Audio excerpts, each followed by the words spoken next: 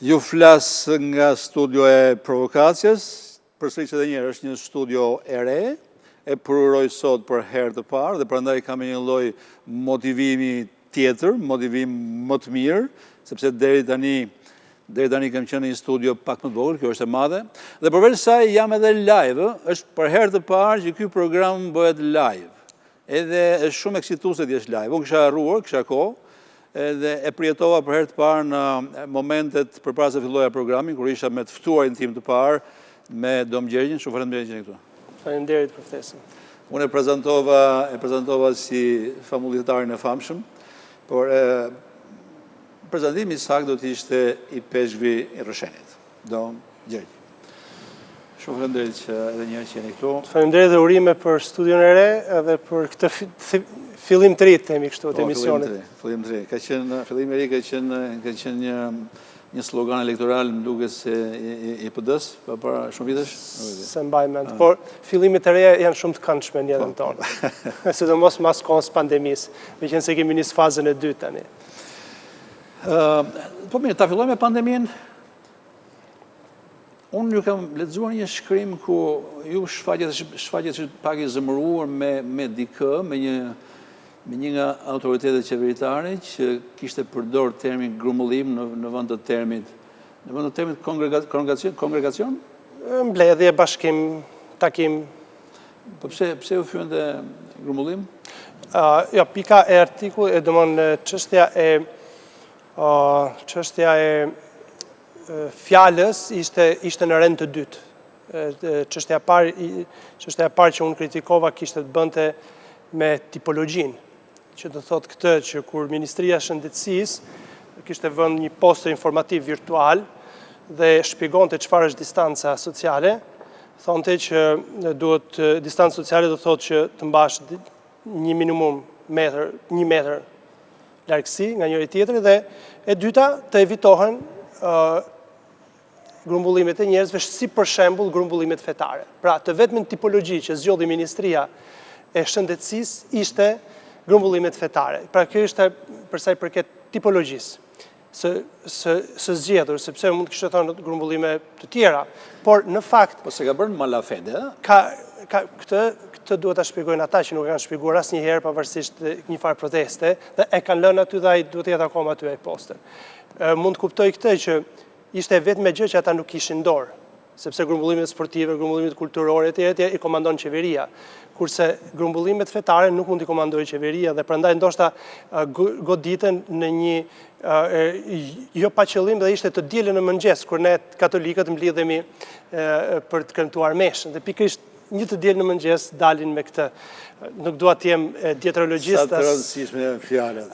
Fjala është shumë e rëndësishme, fjala ka peshë, sepse para ishte fjala. Prandaj që shkrimi im, megjithatë mendoj që kam qenë shumë i dashur dhe dashamir edhe me ministrinë, sepse ja u quajta lapsus, duke shtuar edhe këtë që ama ta pranojmë, nëse e pranojmë si lapsus, duhet të themi edhe që në psikoanalizë lapsusi tregon shumë për nënvedijen tonë. Kështu që kishte pak edhe ironi brenda, por ishte dashamir në përgjithësi, duke pasur parasysh edhe një fakt që neve duhet t'ja dim përnder shumë njerëzve në për institucione dhe në për spitale që kanë punuar me përkushtim këto kohë. Dom Gjergj, pohimi e parë ishte fjala është në ungjillin sipas Gjonit? Po. Në të vetmin ungjill, nuk është në ungjitë e tjerë? Jo, kjo shprehje e para në fillim ishte fjala, është në ungjillin e Gjonit, kapitulli i parë, vargu i parë. Okej.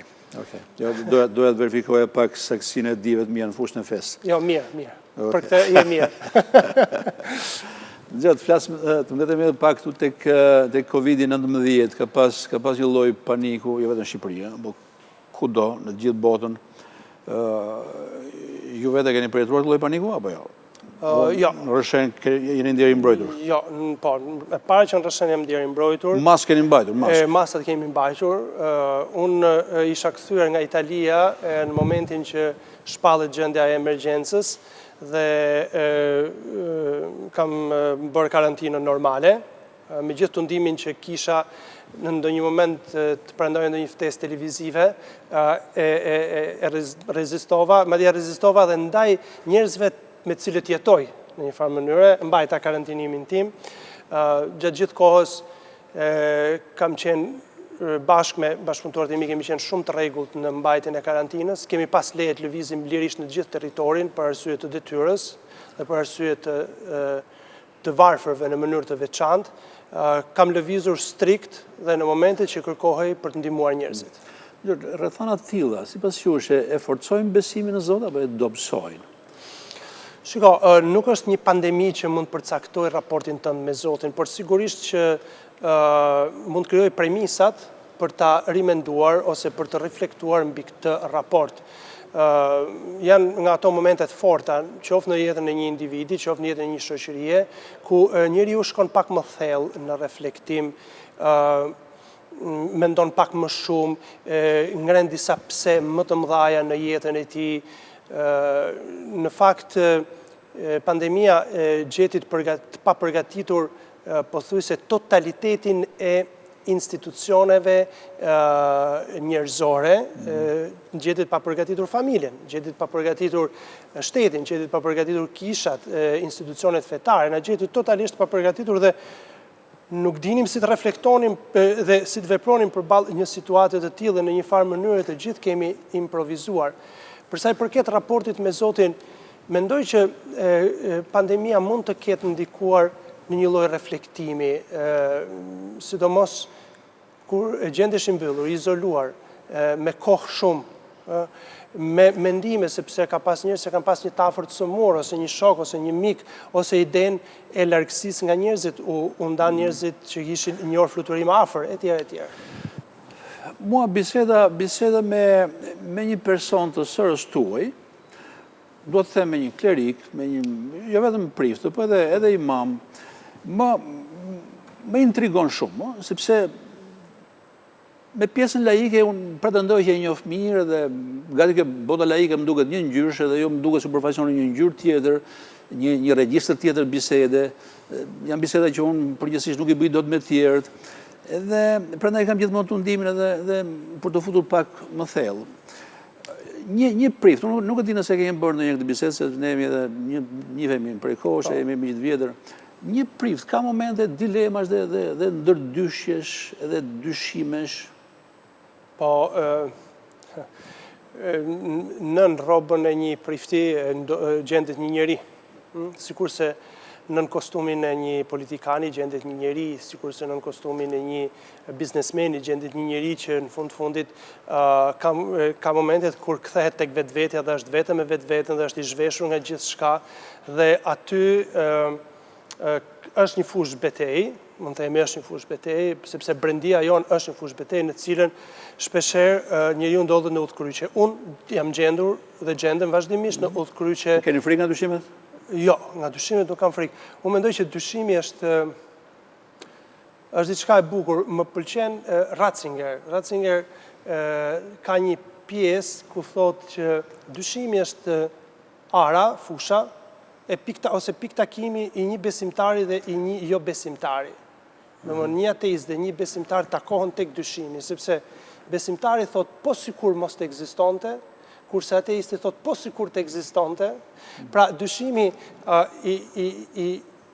i bashkon dhe mund ta perifrazojmë ndoshta Descartesin me cogito ergo sum, dubito ergo sum. Pra dyshoj pra jam. Dhe mendoj që të dyshosh është e shëndetshme për njeriu, sepse të fut në një raport dialektik me vetveten, ndërmjet pohimit, mohimit dhe sintezës. Dhe kështu që njeriu nëpërmjet dyshimit zhvillohet. Dyshimi i vazhdueshëm pastaj mund të kthehet në një lloj pështjellimi jete, edhe kështu që njeriu duhet përpiqet që të ngjitet shkallë, duke krijuar disa siguri dhe pastaj ngjitet. Dyshimi tjetër. Ideja që unë, si ateist, një ditë mund të gdhijem besimtar, mund thuhet që në një masë madhe më indiferent, po në atë masën e vogël që mbetet, më krijon një lloj kështu pare atije, jam çik i friksuar, sepse është një status, një gjendje që unë nuk e njoh, edhe nuk e di se si është njeriu në atë gjendje. Edhe anasjellës mendoj që një prift, kur mendon që një ditë mund të gdhihet potencialisht larg qoftë për ju ateist. Nuk e di, ju krijon edhe ju një lloj paratie? Po, patjetër që krijon një lloj paratie dhe ndërsa po flisje, po mundohesha që të provoja sensacionin. Pra me njëherë e vura veten në pozicionin tjetër, çfarë do të ndodhte sikur të zgjohesha ateist në këtë, dhe domethënë e krijove tek unë këtë efekt në këtë moment. Por mendoj që është një nga shqetësimet më të shëndetshme brenda njeriut në një farë mënyrë, sepse është ajo që quhet inquietudo në latinisht. Domethënë që është ngasëse që e çon njeriu drejt kërkimit, që nuk e lën njeriu rahat.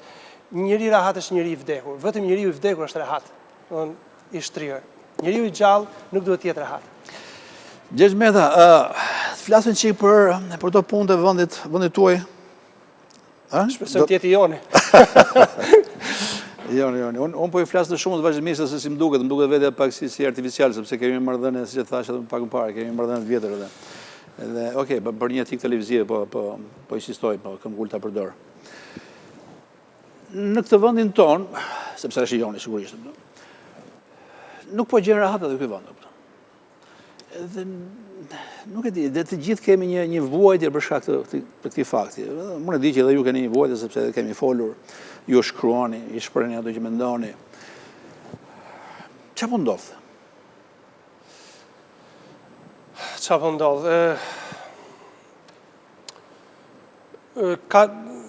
Ka shumë mendime, ka shumë shpjegime, edhe unë e kam kokën plot, sidomos edhe me ngjarjet e fundit, me pushtetimet e fundit, e kam kokën plot, zemrën plot, keqardhjen për gjitha gjërat. Shoqëria shqiptare është një shoqëri e traumatizuar dhe fatkeqësisht për komunizmin. Ka shumë trauma shoqëria shqiptare, nuk është një shoqëri e qetë. Me faktin që mund të ekzistojnë shoqëri të qeta, pa themi kështu. Por duke qenë edhe një vend i vogël, është si puna e krahasimit të një fëmije me një burr të madh. Nëse i gjuan një shpull, një burr i të madh, ai edhe mund të ta kthejë ose thjesht i reziston. Por nëse i gjuan një fëmijë të vogël të njëjtin intensitet, shpulle, shuplake, qofse po mua më pëlqen ta quaj shpull, ai do të rrozohet për tokë. Dhe do ta ketë më të vështirë, se ne jemi një vend i vogël. Ne jemi një vend me një kohezion të brisht. Social. Nacional. Social. Po këto gjërat nacionale janë pak më të komplikuara dhe nuk do të hyjnë në këtë gjë, por social, ta trajtojmë veten si një shoqëri një herë jashtë kufive nacional. Dhe duke qenë një shoqëri e brisht, këtu çdo gjë që ndodh, edhe në erën globale të përhapjes së informacionit, krijon shumë ankth dhe pështjellim, krijon goditje dhe trauma. U shembën kullat binjake në Amerikë dhe u krijua një traumë në gjithë botën pak a shumë. Shembet një teatr në Tiranë dhe krijon një traumë tek shumë njerëz, në një mënyrë apo në një tjetër, pa dashur me hy në dakordsinë apo mos dakordsinë në këtë pikë. Por edhe gjëra të tjera, ne kaluam 97-ën. Ne kaluam tani së fundi një tërmet, ne kaluam një pandemi në shoqëri të vogla, të brishta, në shoqëri të varfra. Ne jemi një shoqëri e varfër. Imagjinoni, këtë ditë ishte një studim i World Vision për çështjen e varfërisë së shqiptarëve në kohën e pandemisë. World Vision ç'është? World Vision është një shoqëri që merret zakonisht me fëmijët, është një shoqëri amerikane, është në Shqipëri, është një organizatë shumë e madhe. Besoj është me frymëzim protestant, por është mjaft serioze në punën që bën. Dhe ata kishin bërë një studim në Shqipëri që gjatë kohës pandemisë, nevojat etike të shqiptarëve, kur themi etike, pra për bukën e gojës, kishte kapur rreth 76% të shqiptarëve. A e kupton çfarë do të thotë kjo gjë? Kam përshtypjen se egzageruar. Tani ky është një studim, The World Vision është një organizatë shumë serioze. Mirë, po e them se nuk janë 76, e them 50, 60. 50, po marrim 50. Ju faktorin ekonomik e konsideroni faktor të rëndësishëm në ekuacionin? Nuk ka ideale me bark bosh. Nuk bëhet teologji, filozofi, art, muzikë me bark bosh nuk bëhen. Teologji edhe bëhet. As teologji nuk bëhet. Në kampet e përqendrimit, madje ka qenë një teolog shumë i madh i cili e përjashton këtë gjë në një farë mënyre. Të bësh një njeri që ka për të ngrënë, që s'ka bukë të hajë. Kështu që Nuk kam parasysh, njëri që s'ka bukë të hajë, i mbetet Zoti, dega ku të kapet. Dakord jam me këtë, domethënë edhe mund ta pranoj si arsyetim, por mos harrojmë se fakti i trupit njeriut nuk është një fakt indiferent edhe në marrëdhënie me Zotin, edhe rehatia e trupit njeriut në një farë mënyrë. Atëherë, një shoqëri e tillë që përjeton probleme kaq të mëdha, sigurisht që goditjet që mund të marrë për një arsye apo për një tjetër, i përtyp me shumë vështirësi, janë grushta në stomak. Prandaj që e shoh shoqërinë tonë shqiptare një shoqëri me shumë probleme që fatkeqësisht për mendimin tim nuk ka barinj, por ka, sikur se thot Jezusi në Ungjillin e Gjonit, nuk ka bari, por ka mercenar, ka rrogtar. Bari që udhëheqin, bari që prin, bari që japin shembull. Kur them bari, nuk e kam fjalën vetëm tek priftërinjt, imamët, i peshkvit, apo dervishlerët, peshkopët e tjerë. E kam fjalën tek njerëz që udhëheqin popullin me dashamirësi dhe me dashuri dhe me shërbim, sidomos. Vetëm Gjergj, ne kemi zgjedhur një sistem qeverisje që quhet demokraci dhe ku roli barimeve sigurisht është e rëndësishme. Po barin shkojnë e vinë, ndrohen, demokraci ndrohen, sepse ka votime, dhe ndrohen her pas here. Të paktën këtë ka treguar përvoja e vendeve demokratike. Edhe në këtë kuptim unë do ta shive pak do ta minimizoja pak. E njoh rolin e barimeve, e udhëheqësve, me modelin e tyre që mund të jenë shembull. Por në demokraci është më rëndësishme shoqëria, masa e madhe e njerëzve, sjellja e tyre, ajo konstantja e sjelljes tyre, ai ethosi që ata manifestojnë, ai morali që ata manifestojnë si publik, si kolektiv. Edhe unë këtu mendoj që, ndonjëherë mendoj, për ta hapur pak arsyetimin tim, ndonjëherë mendoj që ne në vitin 90 përmbysëm komunizmin dhe demokracia nuk ishte një zgjedhje jonë. Ra komunizmi, po, ka është teza ime, po, edhe unë kështu mendoj, ra. Po, keni shumë drejt. Edhe më vjen mirë që ma bëhet si korrigjim. Ne nuk e zgjodhëm demokraci, nuk ishim ne që zgjodhëm, ne na ndroqi pak moda, sepse ishte fashion atë kohë, demokraci, perëndimi, edhe ishte magjia e perëndimit. Po të vare nga ne, nuk do zgjidhem demokracinë, do zgjidhem ato, ndoshta luftën e kaçakëve me njëri tjetrin, dy grupe njerëz, dy tribut mëdha. Kështu që ne mendoj, për ta mbyllur shërtimin tim, ne nuk kemi qenë gati dhe nuk kemi akoma gati për të jetuar një sistem demokratik, i cili kërkon popull të rafinuar dhe fin. Ne nuk kemi aq të rafinuar. Po, shiko, ka një të vërtet, sipas mendimin tim, në këtë që ju thoni që ndoshta ne nuk ishim përgatitur dhe asnjëherë nuk jemi përgatitur 100% për një gjë që të vjen papritur, sikurse na erdhi neve demokracia. Por unë nuk mendoj që ne kemi qenë të detyruar ta zgjedhim në një farë mënyrë, konteksti ishte i tillë sepse ne ishim në Europë. Po të kishim qenë një vend afrikan, mund të kishim zgjedhur një xhuntë ushtarake, mund të kishim zgjedhur një monarki, mund të kishim zgjedhur një mbretëri siç janë mbretëritë islamike, për shembull në vendet e lindjes mesme, nuk e di, një sistem, por ne zgjodhëm demokracinë sepse ajo na erdhi më natyrshëm, duke qenë se ishim në një kontekst europian. Dhe unë për këtë jam i kënaqur që ne jemi në një demokraci. Sigurisht që demokracia ka evoluar. Unë kur them për bari, unë kam parasysh ato burra që në pas luftën e dytë botërore i vunë shpatullat popujve të vetë. Në Itali, në Spanjë, në Gjermani, në Francë, kemi Schumann, kemi Adenauer, kemi Alcide de Gasperi, që vepruan në një kontekst demokratik dhe i vunë shpatullat punës edhe nxorën vendin nga shkatërrimi më i madh që mund të kishte ndodhur në Europë, në botë, luftë botërore. Dhe tani ka ndryshuar demokracia. Pse ka ndryshuar demokracia? Ka ndryshuar sikurse ka ndryshuar sporti. Sporti tani nuk është më pasion, është biznes. Demokracia ka ndryshuar sepse po luhet me rregulla biznesi. Ky është kritika ime ndaj është një mur ka vdekur, Thomas Merton, një Amerikan, i cili bën një analizë brillante kur thotë se politika në fakt janë vetëm fijet e dukshme të pushteteve okulte ekonomike që udhëheqin botën. Dhe kjo ndodh në demokracitë perëndimore, kjo ndodh edhe në demokracinë shqiptare. Megjithëse përmendet barind, më pëlqen si term, është term fetar, po si dhe është term i bukur shumë. Jo, në lashtësi, në fakt në Bibël, bariu nuk ishte për priftin, ishte për mbretin. Okej, pastaj e adoptoi feja Okej, mirë, ne kemi marrë edhe ne. Te elita shqiptare në histori, cilat figura bëjnë përshtypje, ose të provokojnë interes, ose të kam bërë për vete? Ose ke menduar ndonjëherë? Është pyetje e vështirë që nuk e kam menduar, të them të drejtën. Po mendon çik tani? Unë kam një admirim të jashtëzakonshëm për rilindes si tanë. Themi kështu, kur i kam lexuar, kur kam parë burra të staturës Prendoçit, të staturës Vasopashës, të staturës Azdrenit, ose të staturës Samifrashit, Naimit, njerëz të cilët si Gjergj Fishta, që është në fundin e rilindjes e tjerë, por figura të cilat Luiz Gorakuqin kemi, që domethënë bën figura që më tërheqin për dy gjëra. Ata nuk ishin nacionalista në kuptimin banal të fjalës. Ata ishin njerëz universalista sepse kishin jetuar jashtë në një farë mënyre.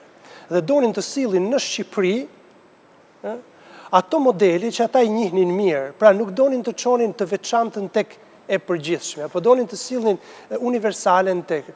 Çfarë ndodhi mbas pavarësisë së Shqipërisë, sipas mendimit tim gjithmonë, ne patëm në qeverisjen e vendit vetëm autokrat, duke filluar nga Fanoli, Zogu, e vazhdojmë deri sot. Pra, po duke se shoqëria jon i prodhon, i ka qef të prodhoj, dhe i mbështet, i inkurajon. Ndoshta janë shoqëritë patriarkale që kanë nevojë për figurën e njëshit.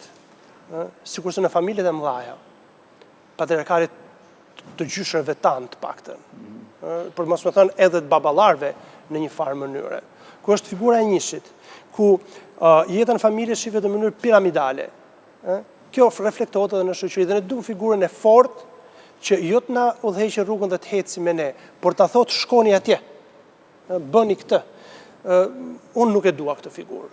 Dhe nuk do doja të isha kjo figurë për njerëzit që unë udhëheq. Unë do doja të isha bashkë me ta dhe të ndaja vendimet dhe të merrja vendimet bashkë me to, pra të kisha skuadër pune. Jo njihni Shqipërinë ka përshtypjen tani, kjo është një përvojë e re që keni këto kohë të fundit, sepse jeni peshë rroshenit dhe është një mundësi e mirë, mendoj unë, nga larg që ti kontakton me një realitet që nuk ishe njohur më parë, apo kishte njohur? Kisha njohur më shumë nëpërmjet mirëditorëve që kanë qenë në Durrës dhe në Tiranë ku unë kam punuar si prift. Unë supozoj që Rrësheni është një copë autentike Shqipërie? Rrësheni është një qytet, është një qytet i ri, nuk është një qytet i vjetër. Rrësheni ka qenë një fshat që nuk ka ekzistuar. Nuk ka ekzistuar, quhej Fushlumth përpara. Edhe Rrëshen, zona aty, por ka qenë një fshat. U bë qytet në kohën e komunizmit. Okej, ora ka fjalë për ditën. Është një qytet shumë simpatik, një qytet që ka qytetar brenda. Ti më themo diçka përpara se fillonim që Tirana, nuk e nëse kujton se çfarë the, po Tirana me këtë zhurmën e madhe më krijon një lloj makthi, ankthi, apo Po. Tirana, unë kam jetuar në Tiranë, kam jetuar nga viti 2001 deri në vitin 2006. Kam jetuar edhe një vit tjetër mbasi u ktheva nga studimet në Itali. Nuk më tërheq, të jemi sinqert, përveç se kur të vit takoj ndonjë mik ose për ndonjë mbledhje, nuk kam vlerësoj shumë njerëzit që jetojnë, punojnë tu, sepse në fundit është zemra e Shqipërisë përse përket administratës, mediave e tjerë dhe pulson energji nga gjitha anët, por Tirana ka një mëkat të madh, sepse Tirana ka absorbuar të gjithë energjitë e Shqipërisë, të gjithë financimet e Shqipërisë, gjithçka tjetër që tepron shkon pastaj nëpër vendet e tjera. Dhe kjo është mëkati i madh i Tiranës, por ta mbyllim Gjergj me këtë ngjarjen e fundit. Unë do doja të përfshija pak të jep një konsideratë në lidhur me atë që ndodhi me teatrin. Jo, unë kam përshtypjen, ne nuk kemi fut thellë në këto biseda bashkë, në biseda natyrës politike, por me të shoh unë në përmjet mesazheve që ka përcjellë jam përpjekur lexoj midis rreshtave. Kam përshtypjen që ne kur vjen puna te politika duhet kemi diferencat më dha se ju jeni konservator në kuptimin politik. Që do t'ju klasifikoja djathas për të thënë më troç. Unë jam më liberal, jam majtas, tentoj drejt qendrës, po mund të quajmë që jam majtas në terma kulturor edhe politik, nuk ka lidhje me rreshtimet që bëhen në Tiranë. Ne edhe këtu kemi një të majtë dhe djathë që janë kacafytet të vazhdueshme, por po kthehem te ideja që kisha për t'ju kërkuar një konsiderat lidhur me teatrin kombëtar që u prish. Një pjesë donin që të prishë dhe e prishën. Një pjesë donin ta mbronin, o përpoqen për më shumë se 2 vjet dhe nuk e donin ta mbronin. Gjergj mendon? Atëherë, unë nuk kam hyrë në debatin teatri po, teatri jo. Unë raportin me teatrin e kam nëpërmjet miku tim, regjizori dhe dramaturgut Stefan Çapaliku. Kam ndjek Stefani që mbrojtë teatrit, po e kam pashë. Kam ndjek atë që ai ka bërë, domthon kuptimin që kam shkuar në shfaqjet e tij, në premierat e tij, shpesh edhe në ndonjë tjetër. Raporti im me teatrin është si raporti çdo njeriu të brezit tim me teatrin, me muzikën, me këta është kohë që ne hapemi shumë sepse kemi një kulturë të varfër në këtë gjë. Domethënë sepse ne vim nga provinca, unë vim nga provinca, themi kështu, nuk kemi pas teatr, s'kemi pas kështu, jemi rrit me një po çon si ka kjo është historia ime personale. Kështu që unë nuk kam hyrë në këtë pikë. Unë ajo që mund të them, unë veten time e mbaj as i majt as i djathtë e mbaj i krishterë dhe kam unë guxova bëra një spekullim. Dhe kam një vizion timi. Nëse unë do të zgjidhja rreshtimin tim për krah të varfërve, të pamundurve, të punëtorëve që nënpaguhen. Pra unë ky është element i majt. Në qoftë se do të më thonte dikush, unë do të zgjidhja këtë gjë. Çështja është kjo që kategoritë e majtë dhe e djathtë në Shqipëri janë kategori totalisht inekzistuese dhe ideologjike. Domthon, këtu vetëm thjesht ka 2 rreshtime që duan pushtet. Pik. Nuk kam parë një ideologji të majtë dhe një ideologji të djathtë. Të jesh i majtë dhe të kesh super vila dhe të jetosh në super luks, nuk është një majtë. Kurse një djathtë mund të jetojë në super luks sepse mendon ekonominë e tregut, kapitalizmin, punën etj.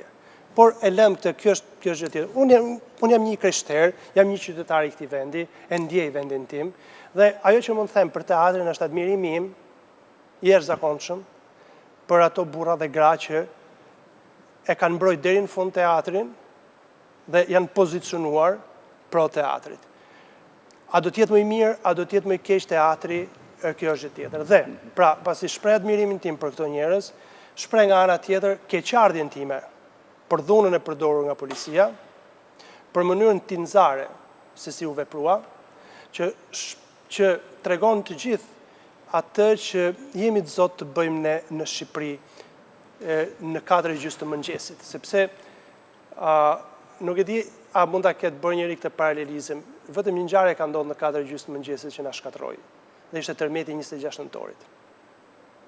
Që na zorin gjumë të gjithë. Do isha menduar. Atëherë është edhe ora kur specialistët dinë të bëjnë gjëra që nuk bëhen. Megjithatë, kjo më vjen keq për dhunën e policisë të ushtruar edhe për mikun tim, mikun ton Alfred Lelën, por Alfredi do të ketë ardhur jetu. Alfredi në fundit është një qytetar si gjithë tjerët, edhe Dom Gjergj është një qytetar si gjithë tjerët, po të kisha gabuar edhe unë, edhe mu do merrshin kështu, unë nuk e di a ka gabuar as ka gabuar Fredi, sepse atë duhet ta thonë specialistat. Unë kam ndier keqardhje për Fredin, patjetër, sepse ka mik sikurse edhe për tjerë, edhe ato djem të ri që u dhunuan. Unë kundër jam kësaj, sikurse më erdhi keq dje që një artist u rrah nga një militant i PD-s. Dhe e thash përpara. Domethënë ishte një skenë turpshme. Sepse liria është liri për të gjithë, dhe nëse dua të mbroj lirinë time, duhet të mbroj edhe lirinë e tjetrit. Liria është diçka që na ka dhënë Zoti dhe nuk mund na e marrë njeriu. Unë duhet të përforcoj mesazhin që u dha tani në fund edhe E kam pasur ta denoncoj, ta dënoj edhe herë tjera faktin që ai aksioni u bë aksion tinzar mes natës, nuk e di pse kishte nevojë për errësirë. Shteti është një institucion, një strukturë legale që nuk ka nevojë për errësirën për të vënë në jetë sa aksione që janë gjithashtu legale. Ishte i turshëm në këtë pikpamje. Ju falenderoj shumë gjithë këtu, është gjithmonë kënaqësi. Edhe për mua është kënaqësi. Faleminderit dhe urim edhe një herë për studion e re. Shumë falenderit. Kjo është biseda që unë pata me Dom Gjergjin, alias Gjergj Metën, biseda tjetër do të jetë me Alfred Lelën, i cili ka qenë protagonist i një ngjarje që përmendi Dom Gjergji, i një ngjarje aty pranë ish teatrit kombëtar, dhe do flasim për këtë, por do flasim pak edhe për politikën.